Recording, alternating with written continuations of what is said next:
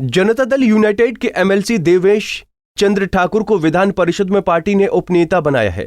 विधान परिषद में उपनेता को कैबिनेट मंत्री का दर्जा हासिल होता है। इस लिहाज से देवेश चंद्र ठाकुर को भी कैबिनेट मंत्री का दर्जा मिल गया है। मुख्यमंत्री नीतीश कुमार की सिफारिश पर विधान परिषद के कार्यकारी सभापति अवधेश नारायण सिंह ने यह घोषणा की थी। इस फैसले के बाद देवेश चंद्र ठाकुर का कार्यकर्ताओं ने मुजफ्फरपुर में स्वागत किया। वहीं देवेश चंद्र ठाकुर ने भरोसा जताने के लिए मुख्यमंत्री नीतीश कुमार का शुक्रिया अदा किया। उन्होंने कहा कि वो मुख्यमंत्री की उम्मीदों पर खरा उतरने की कोशिश करेंगे। आपकी बधाई के लिए ये जो उपलब्धि है, मैं सारे समर्थकों को और हमारे मतदाताओं को, मेरे शुभचिंतकों को मैं समर्पित करता हूँ। ये मेरी उपलब्धि नहीं।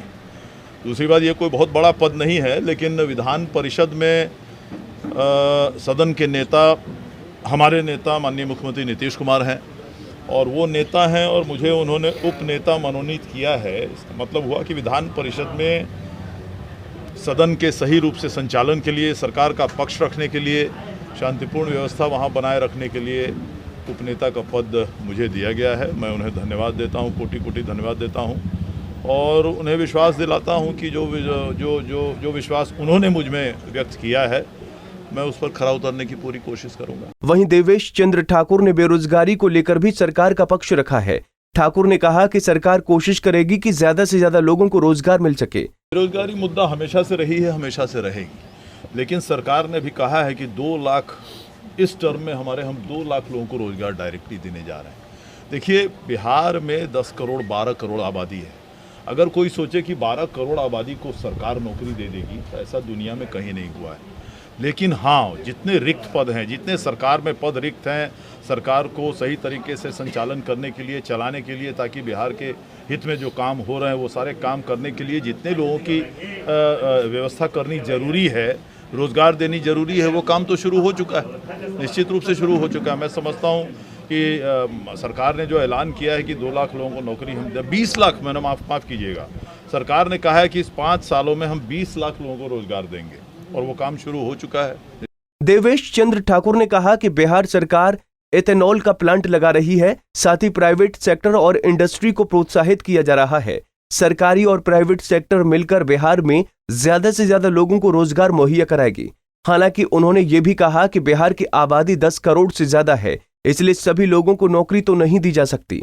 तो अभी जो हमारे माननीय शाहनवाज हुसैन उद्योग मंत्री हुए हैं, आप देख रहे हैं कि 25 इथेनॉल यूनिट आने जा रहे हैं। 4 से 5 हज़ार करोड़ की लागत बिहार में होने जा रही है। तो ये आने वाले दिनों का द्योतक है, ये आने वाले दिनों का ये कहानी है। इस 5 साल में सरकार मैक्सिमम कोशिश करेगी कि प्राइवेट इंडस्ट्री आए, ताकि प्राइवेट जॉब भी लगे। और एक इंडस्ट्री कहीं आ जाती है तो सिर्फ वहाँ 500 या 1000 या 2000 लोगों को नौकरी नहीं मिलती, उसके अगल बगल पूरा गाँव और शहर बस जाता है और उसको उन सभी लोगों का अपना स्वरोजगार का, कोई अपना दुकान खोल लेता है जनरल स्टोर का, कोई किताब का, कोई मोबाइल का, कोई बिजली का, कोई इस तरह का जो सब्सिडरी होते हैं वो खोल लेते हैं।